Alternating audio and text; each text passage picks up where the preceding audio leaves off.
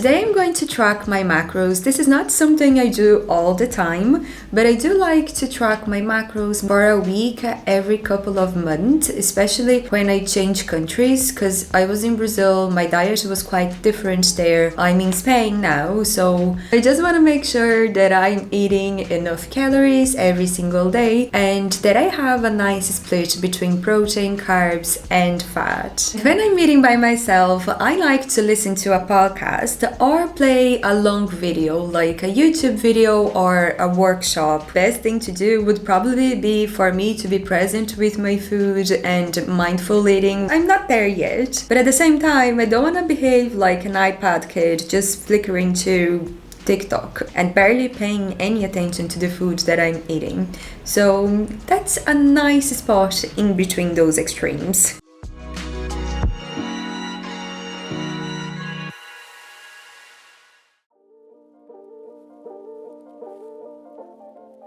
Every morning when I sit down to work, the first thing that I do is to open my monthly planner. I like to review my top priorities of the week and plan my tasks for the day according to that. So for today, I'm filming this vlog and I have 2 to 3 tasks that I would like to finish before going to the gym, and then I'll come back and do a few more tasks in the afternoon. We'll see how that goes. Wish me luck.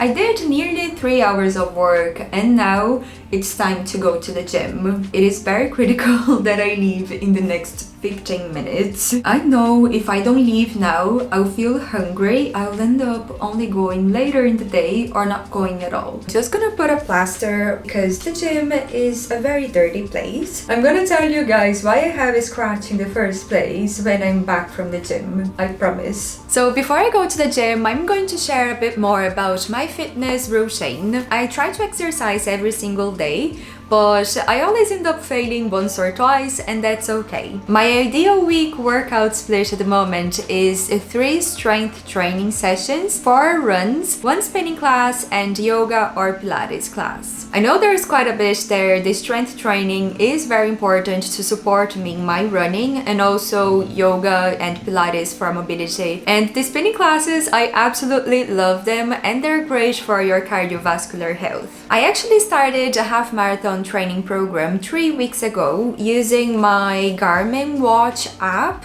In the watch app, you can choose between different instructors and it will automatically create a training program for you and adjust it considering your progress. And for my strength training, I actually have a page dedicated to it on my master plan template, and I just keep track of my workouts here. Also, I recently set up a fitness focus mode on my phone and I absolutely love it. At the top you can see my Strava stats for the week, that's my running and cycling, my fitness page in my master plan Notion template, and some other apps that I use for working out. I keep track of my workouts using my monthly planners, which are in my master plan template.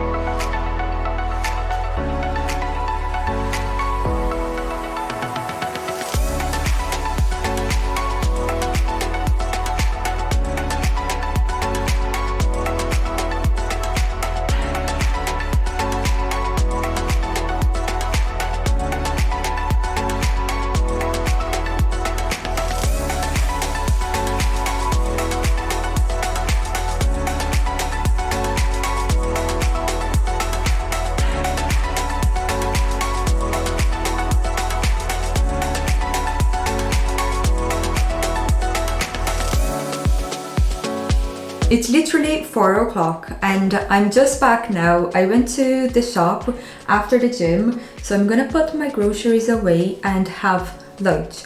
I don't recommend having lunch this late. Let's do it.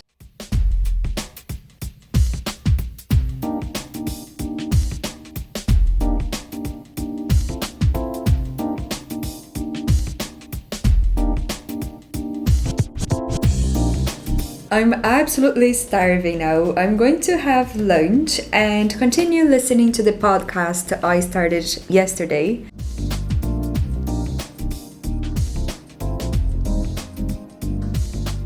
I'm gonna treat myself to some coffee, and also I got some bread with butter and honey.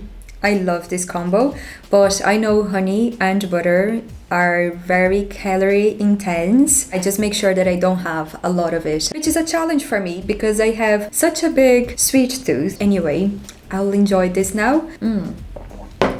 So good. Now is the perfect time to tell you the truth about these. There is a huge takeaway for you here. I joined a running group for the first time in my whole life. So last week was the second time I went to the training session. They were doing sprints, 1 kilometer sprints. And I'm like, okay, I'll try my best and see how this goes. So basically I was lagging behind. Everybody's super fast and then there's me. Everybody had finished the run, so they were all at the finish line waiting for me. So I'm basically like running for my life. I'm about 50 meters away from the finish line, so everybody can clearly see me. And there was this piece of plastic on the floor, and obviously I didn't see that. So both my feet got trapped in it and I basically fell over in front of everybody. Oh god. I don't think it can get more embarrassing than that. So what's the takeaway message here? I'm so glad you asked. The takeaway message is, if you're afraid of doing something, just go and do it, because even if you fail as badly as I did, you will be fine, and you should be very proud of yourself for trying in the first place. If anything, I'm very proud of myself for taking this step out of my comfort zone, trying to improve my running, trying to improve my Spanish, and the experience of falling in front of everybody, I'm just laughing about it. It is embarrassing, but like, who cares? I don't. Tomorrow is Saturday. I'm gonna go back there and I'm gonna run with them. Hopefully, I won't fall again. That wasn't so fun. So yeah, this is the motivational message behind this whole story. Anyway, it's time for me to enjoy my little treat.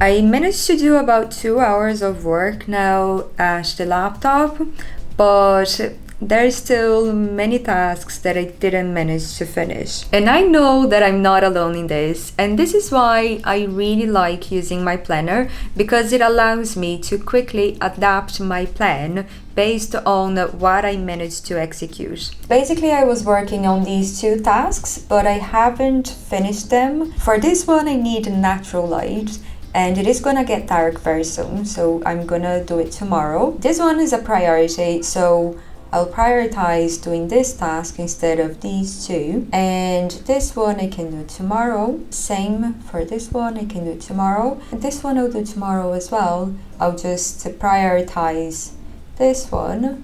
And if I can get any of these 3 done before bed, then absolutely brilliant. Woohoo! So let's go have dinner.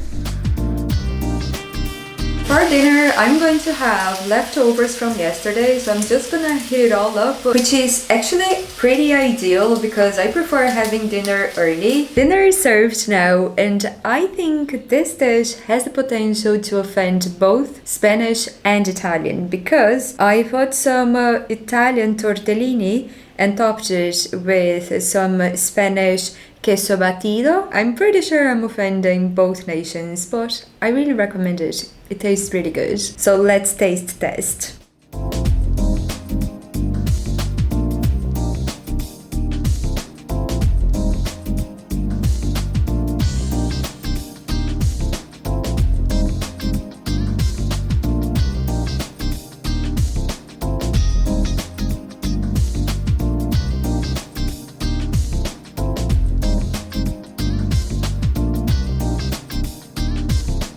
So it's 9 o'clock now. I'm aiming to sleep at 11. So I made myself some tea and I'll have a little bit of dessert. And I still have a little bit of energy. And I'm excited to finish that task that I was working on. I'll do that and then I'll read my Kindle as well. Let's get to work.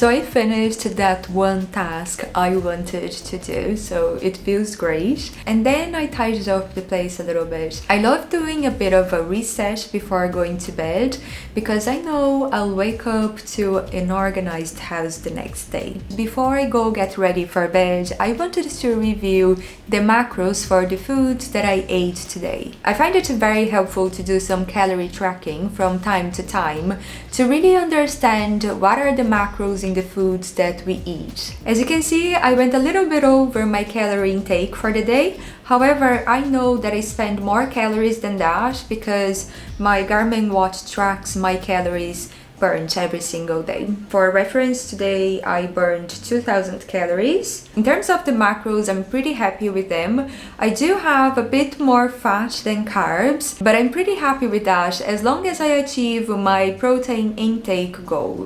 What's very interesting to see is that most of my calories were consumed in the breakfast, and I really like having a big breakfast. That's it on the macros. I hope you enjoyed learning a bit more about it. So now it's time to get ready for bed.